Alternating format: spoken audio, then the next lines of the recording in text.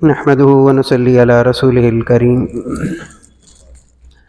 أما بعد فأعوذ بالله من الشيطان الرجيم بسم الله الرحمن الرحيم يا أيها الذين آمنوا ادخلوا في السلم كافة صدق الله العظيم۔ محترم سامعین کرام، السلام علیکم ورحمۃ اللہ وبرکاتہ۔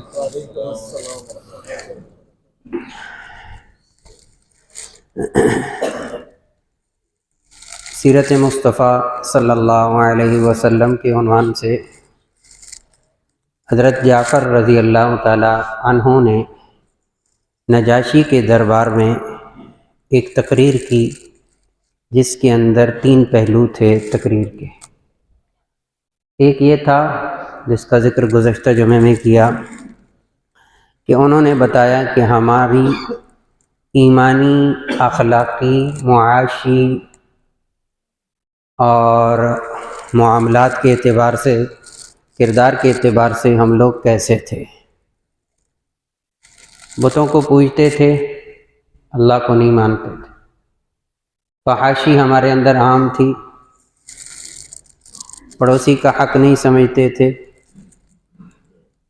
اور جتنی بھی اللہ کی حرام کردہ چیزیں تھیں ان کو ہم نے حلال سمجھ رکھا تھا۔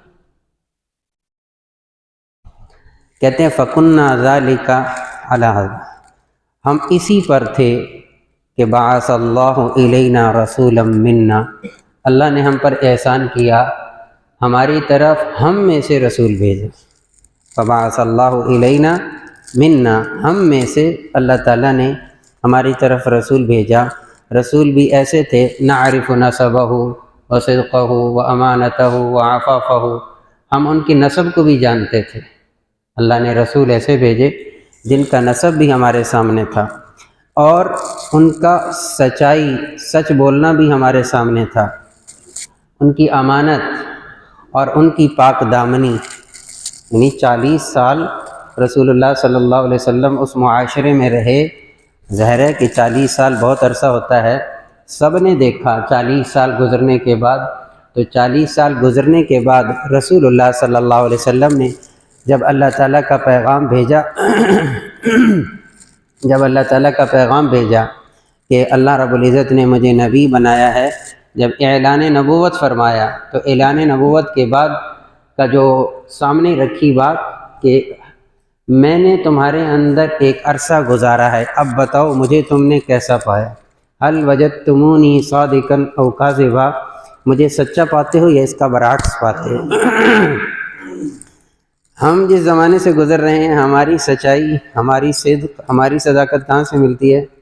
کون دیتا ہے؟ عدالت دیتی ہے۔ کیسی عجیب بات ہے۔ رسول اللہ صلی اللہ علیہ وسلم جس معاشرے میں رہے، اس معاشرے کے ایک فرد نے کہا آپ سچ بولتے ہیں، مزہ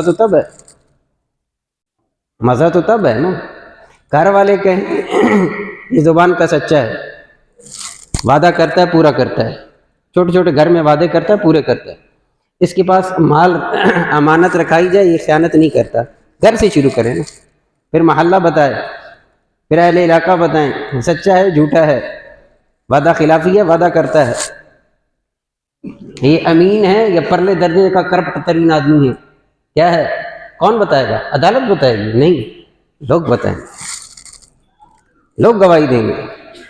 جیسے رسول اللہ صلی اللہ علیہ وسلم آپ کی جان کی دشمن کیا کہنے لگے؟ ایک زبان ہو کر کہا تھا جربنا لک مرارا، ہم نے آپ کو آزمایا، اور جب بھی آزمایا ہمیشہ سچا پایا۔ آپ سچے زبان کے، وعدے کے سچے، امانت دار، یہ آپ کی وصف ہیں۔ کون کہہ رہے ہیں؟ جو آپ کی جان کی دشمن۔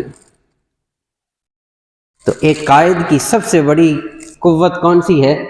اس کی اپنی ذات ایسی ہو، جس علاقے میں رہتا ہے، میں نے کہا یہاں تک کہ اس کے گھر کے اندر گھر والے اس کی گواہی دے دیں۔ یہ نہیں ہے کہ پوسٹر کے اوپر لکھ دینے سے بندہ صادق اور امین بن جاتا ہے اور عدالت کہہ دے تو بن جاتا ہے، ایسا نہیں ہے۔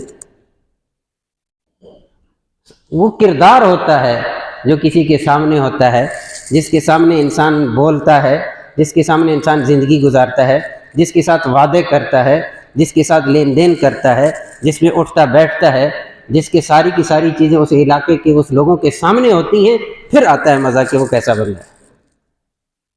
جیسے رسول اللہ صلی اللہ علیہ وسلم کہ ہم ان کے نسب کو بھی جانتے ہیں، ان کی صداقت کو بھی جانتے ہیں، ان کی امانت کو بھی جانتے ہیں، ان کی پاک دامنی کو بھی جانتے ہیں. پاک دامن ہیں، بدکار نہیں ہیں، اللہ کے حکم کو پورا بھی کرتے ہیں. اور جسے پتہ بھی نہ ہو کہ اللہ کا حکم کیا ہے، پتہ بھی نہ ہوگا، پھر یہ حضرت جعفر رضی اللہ تعالیٰ عنہ نجاشی کی دربار میں محمد عربی صلی اللہ علیہ وسلم کے بارے میں ارشاد فرما رہے ہیں. کیا حکم دیا؟ پہلا حکم دیا لنوحد اللہ، اللہ کو ایک مانو، عبادت اسی کی کرو. چنانچہ پھر حضرت جعفر کہنے لگے وَنَخْلَعُ، ہم نے چھوڑ دیا. کس کی عبادت کرتے تھے؟ جس کی ہم عبادت کرتے تھے، ہمارے آبا و اجداد عبادت کرتے تھے، بتوں کو، پتھروں کی ہم پوجا کرتے تھے. ہم نے سب کچھ چھوڑ دیا اور اپنی جبین، اپنی پیشانی، سجدہ، عبادت صرف ایک ذات کے سامنے کرنے لگ گئے، وہ ذات ہے اللہ کی. ہمارا ایمان پھر مضبوط ہو گیا، ہم ایمان لے آئے ساری چیزوں پر. یہ پہلا کام کیا رسول اللہ صلی اللہ علیہ وسلم کے آنے کے بعد. آپ صلی اللہ علیہ وسلم نے ہمیں کن باتوں کا حکم دیا؟ میں نے گزشتہ جمعے میں عرض کیا تھا کہ حضرت جعفر رضی اللہ تعالیٰ عنہ کی تقریر کے 3 جز تھے. پہلا تھا کہ ہم کیا تھے، دوسرا تھا ہمیں رسول اللہ صلی اللہ علیہ وسلم نے کن باتوں کا حکم دیا، تیسرا تھا کہ ہمیں رسول اللہ صلی اللہ علیہ وسلم نے کن باتوں سے روکا ہے. تو جب یہ تینوں چیزیں ہمارے سامنے آئیں گی، ہمارے لیے تجزیہ کرنا آسان ہو جائے گا کہ ہمارے اندر جو حضرت جعفر کہہ رہے ہیں رضی اللہ تعالیٰ عنہ کہ ہمارے پاس زمانہ جاہلیت کی باتیں یہ والی تھیں، کہیں وہ تو نہیں ہیں.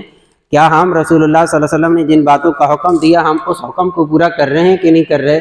جن باتوں سے محمد عربی صلی اللہ علیہ وسلم نے روکا ہم رک رہے ہیں کہ نہیں رک رہے؟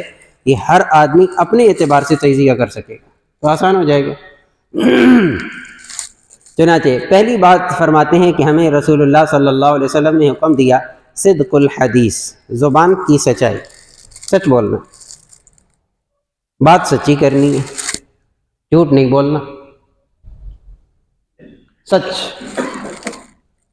ہمارے ایک بزرگ استاد ہیں، وہ فرمایا کرتے ہیں کہ انسان سچا بنتا ہے یا جھوٹا بنتا ہے وہ بچپن میں بنتا ہے. جو عادتیں بنتی ہیں سچائی کی یا جھوٹ ہونے کی وہ کب سے بنتی ہیں؟ بچپن سے بنتی ہیں. انسان امین ہے کہ نہیں ہے یہ کب سے بنتا ہے؟ بچپن سے بنتا ہے. انسان وعدہ کا پورا کرتا ہے یا نہیں کرتا یہ کب عادت آتی ہے؟ یہ اس کو بچپن کے اندر آتی ہے. یہ باقاعدہ وہ چیزیں ہیں جو پیدا کرنی پڑتی ہیں، ہوتی نہیں ہیں. یہ وہ خصلتیں ہیں، یہ وہ عادتیں ہیں جو ایک مومن کے اندر پیدا کی جاتی ہیں، اس کی پریکٹس ہے. اس لیے عربی کا ایک خطبہ ہمارے ہاں پڑھا جاتا ہے، ہمیشہ ایک ہی پڑھا جاتا ہے. اس کے اندر ایک حدیث پڑھی جاتی ہے، کیا؟ الصدق ینجی والکذب یہلک، سچ نجات دیتا ہے، جھوٹ ہلاک کرتا ہے، جھوٹ تباہ کرتا ہے. سچ نجات دیتا ہے، جھوٹ ہلاک کرتا ہے. ہمارا رویہ کیوں ایسا ہو جاتا ہے کہ ہمارا ماتحت، چاہے وہ اولاد ہے، چاہے وہ بیوی بچے ہیں، چاہے وہ اور لوگ ہیں، ہمارا رویہ کیوں ایسا ہو جاتا ہے کہ ہم سچ کے اوپر ایسی سزا دیتے ہیں کہ ساری زندگی سچ نہیں بولتا. پھر اگر ہم آپس میں یہ طے کریں کہ ہم نے سچ بولنا ہے تو میں یہاں ایک جملہ ایڈ کروں گا، پھر سچ سننے کی ہمت بھی ہونی چاہیے. پھر سچ سننے کی ہمت بھی ہو، سچ سننے کا حوصلہ بھی ہو. بحیثیت ایک، میں یہ نہیں کر رہا کہ ہم سارے ایک ہی جگہ پہ رہتے ہیں، سچ سننے کے حوصلہ بھی ہونا چاہیے. بہت ساری مثالیں میں چھوڑتا ہوں، اس کو آگے چلتا ہوں. سچ بولنے پر جب ہم آتے ہیں کہ سچائی کو ہم اجاگر کریں گے، سچ بولیں گے، تو میں عرض کر رہا ہوں کہ بڑوں پر پھر ذمہ داری آتی ہے. بحیثیت باپ کے اوپر ذمہ داری آتی ہے، ماں کے اوپر ذمہ داری آتی ہے، ادارے کا بڑا ہے اس کے اوپر ذمہ داری آئے گی کہ جب اس کے سامنے سچ آئے تو بڑی ہمت کے ساتھ اس سچ کو سہ جائے اور اصلاح کی جگہ ہے تو اس کی اصلاح کرے. یہ نہیں ہے کہ چھوڑ دیا جائے کہ ٹھیک ہے آپ نے سچ بول دیا، آپ نے یہ کام غلط کیا تھا، ٹھیک ہے آپ نے سچ بول دیا بس ٹھیک ہے معاف. نہیں، اصلاح کرنا اور چیز ہے، اس کے اوپر مٹی ڈالنا اور چیز ہے. رسول اللہ صلی اللہ علیہ وسلم کی خدمت میں ایک صاحب آئے، کہنے لگے یا رسول اللہ کیا مومن آدمی بزدل ہو سکتا ہے؟ آپ نے فرمایا ہو سکتا ہے. دوسرا سوال تھا یا رسول اللہ کیا مومن بخیل ہو سکتا ہے؟ آپ نے فرمایا ہاں مومن بخیل بھی ہو سکتا ہے. تیسرا سوال تھا یا رسول اللہ مومن جھوٹ بول سکتا ہے؟ آپ نے فرمایا نہیں، مومن اور جھوٹ بولے یہ نہیں ہو سکتا. مومن ہو جھوٹ بولے یہ نہیں ہو سکتا، جھوٹ نہیں بولنا. ہم نے اپنے اداروں کے اندر کیوں ایسی چیزیں، ایسے انسانوں کو چھوڑ کر مشینوں کے اوپر اپنا اعتماد بحال کر لیا ہے؟ ہر چیز کے یہاں بھی جھوٹ بولا جاتا ہے، یہاں بھی جھوٹ بولا جاتا ہے، یہاں بھی جھوٹ بولا جاتا ہے. حالانکہ رسول اللہ صلی اللہ علیہ وسلم تو فرما رہے ہیں کیا سچ نجات دیتا ہے، جھوٹ ہلاک کرتا ہے، اور کیا ہے کہ مومن جھوٹا نہیں ہو سکتا.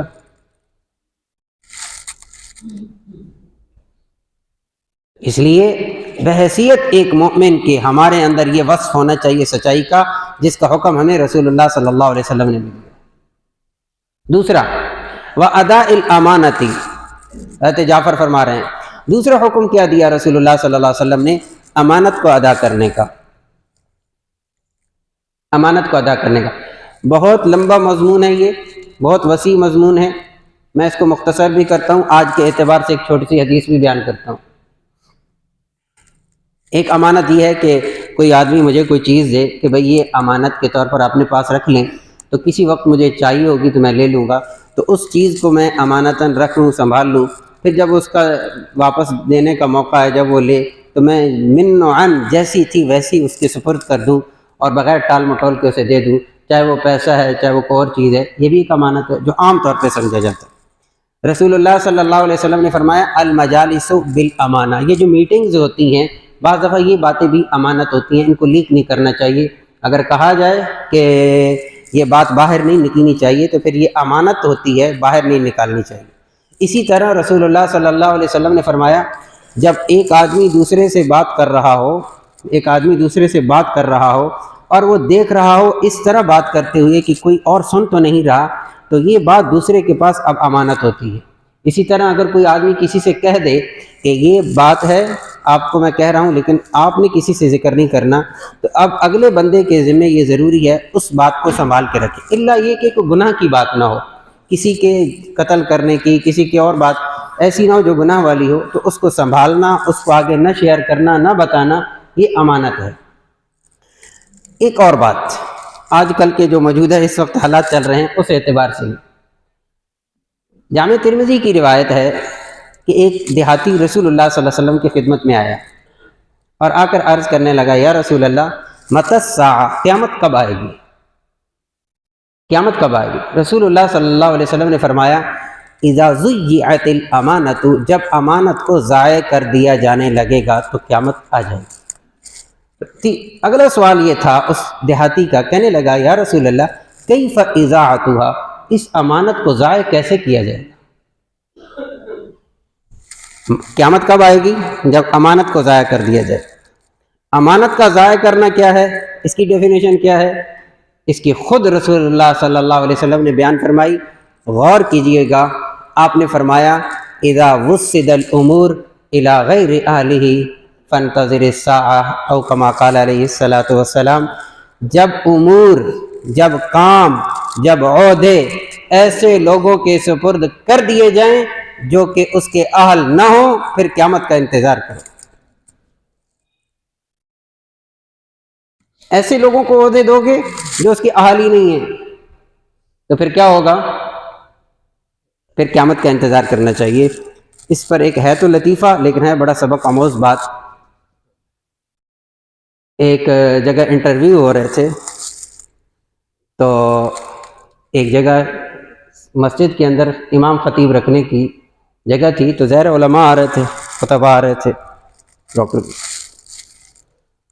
تو جو انٹرویو کر رہے تھے انہوں نے پوچھا کہ مولانا علامات قیامت کون کون سی ہیں انٹرویو کے اندر؟ وہ کہنے لگے سب سے بڑی قیامت کی علامت یہ ہے کہ میرا انٹرویو وہ کر رہا ہے جسے قرآن و سنت کی ابجد بھی نہیں آتی، جو قرآن و سنت کی الف بے سے بھی واقف نہیں ہے، وہ میرا انٹرویو کر رہا ہے۔ اس سے بڑی اور قیامت کی علامت کیا بتاؤں میں؟ اس سے بڑی اور علامت قیامت کیا ہو سکتی ہے؟ ایک عالم فاضل آدمی بیٹھا ہے، اس کا انٹرویو کون کر رہا ہے؟ تو یہ ایک جگہ نہیں ہے، آپ ساری جگہوں پر کھریدنا شروع کر دیں گے تو آپ کو معلوم ہو جائے گا کہ امانت کیسے ضائع کی جا رہی ہے۔ اذا وسد الامور الى غیر اہلہ فلینتظر الساعہ، جب معاملات ایسے لوگوں کے سپرد کر دیے جائیں جو اس کے اہل نہیں ہیں تو رسول اللہ صلی اللہ علیہ وسلم نے فرمایا پھر قیامت کا انتظار کرو۔ اس کے ساتھ ایک اور روایت کو جوڑتا ہے تو وہ رہ رہی سے رسول اللہ صلی اللہ علیہ وسلم نے فرمایا اذا کان امراؤکم اخیارکم اغنیاؤکم سمحاءکم وامرکم شورا بینکم فظہر الارض خیر لکم من بطنها او کما قال علیہ الصلاۃ والسلام۔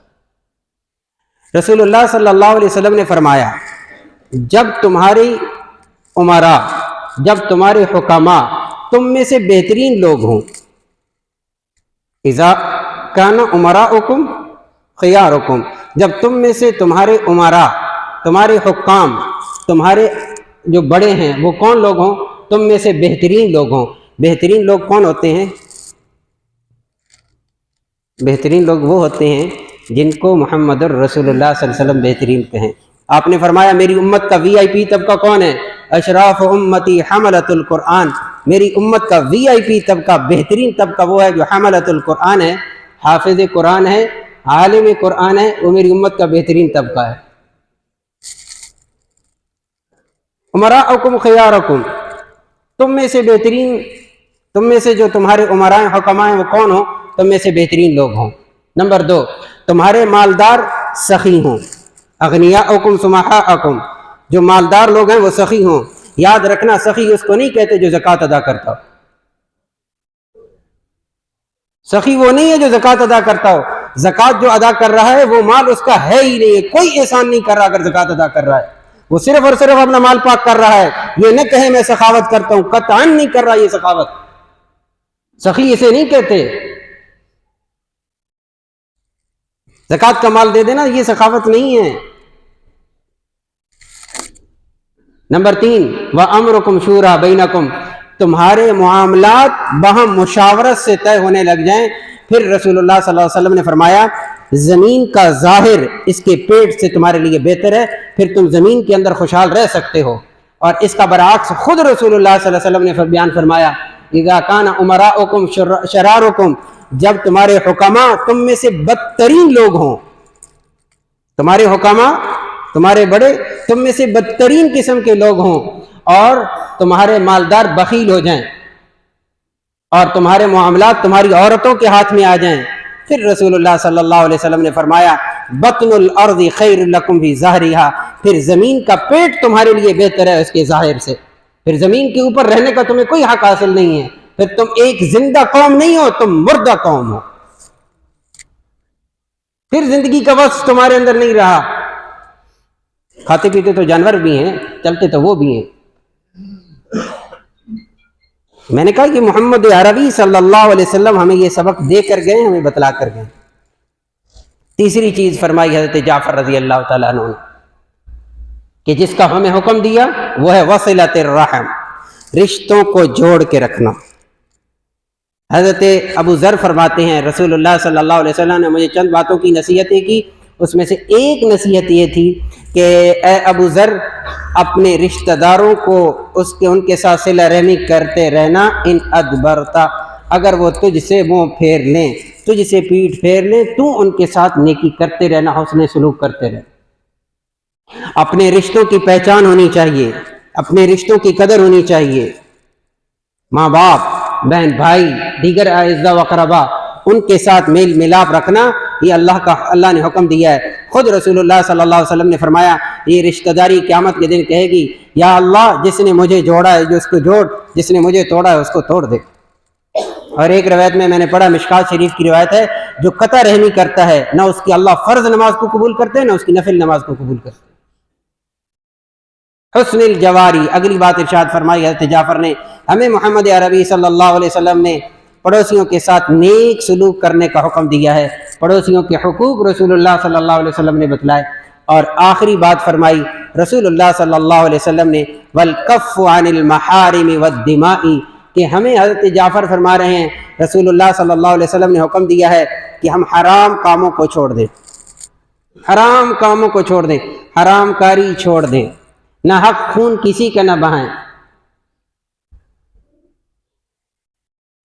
اللہ دنیا کمانے سے منع نہیں کرتا، دنیا کے استعمال سے منع نہیں کرتا، دنیا کی زیب و زینت سے منع نہیں کرتا، اللہ حرام سے روکتا ہے.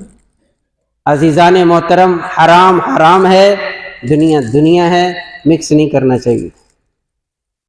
ہم حرام کام کرتے ہیں دنیا سمجھ کر، ہم حرام کام کرتے ہیں بہت ساری چیزوں کے سامنے لا کر، اس وجہ سے حرام کیا جا رہا ہے، اس وجہ سے حرام کیا جا رہا ہے، اس وجہ سے حرام کیا جا رہا ہے. کتنی چیزوں کو اللہ نے حرام کیا ہے. میں آخری بات کر کے اپنی بات کو سمیٹتا ہوں. وہ ایک صاحب کہنے لگے کسی عالم کے سامنے کہ جی چکن زیادہ کھایا جاتا ہے یا مٹن زیادہ کھایا جاتا ہے یا بیف زیادہ کھایا جاتا ہے، چھوٹا گوشت زیادہ کھایا جاتا ہے یا بڑا زیادہ کھایا جاتا ہے. تو انہوں نے بڑی پیاری بات کی. وہ کہنے لگے اس وقت سب سے زیادہ جو گوشت کھایا جا رہا ہے وہ ایک مسلمان دوسرے مسلمان کا کھا رہا ہے، اور وہ ہے غیبت. کسی کی برائی کو بیان کرنا، اس کی پیٹھ کے پیچھے کسی کے سامنے اس کا تذکرہ کرنا، پورا میڈیا بھرا پڑا ہے، پوری ہماری مجلسیں بھری پڑی ہیں، ہماری مساجد کے اندر، ایون یہاں تک کہ خانہ کعبہ کے پاس بیٹھ کر بھی غیبت ہو رہی ہوتی ہے. کسی کی برائی کرنا آسان ہے. میرا مخالف ہے تو ہر جگہ میں اس کا پٹورا باکس کھول کے بیٹھ جاتا ہوں، وہ ایسا وہ ایسا وہ ایسا وہ ایسا وہ ایسا وہ ایسا.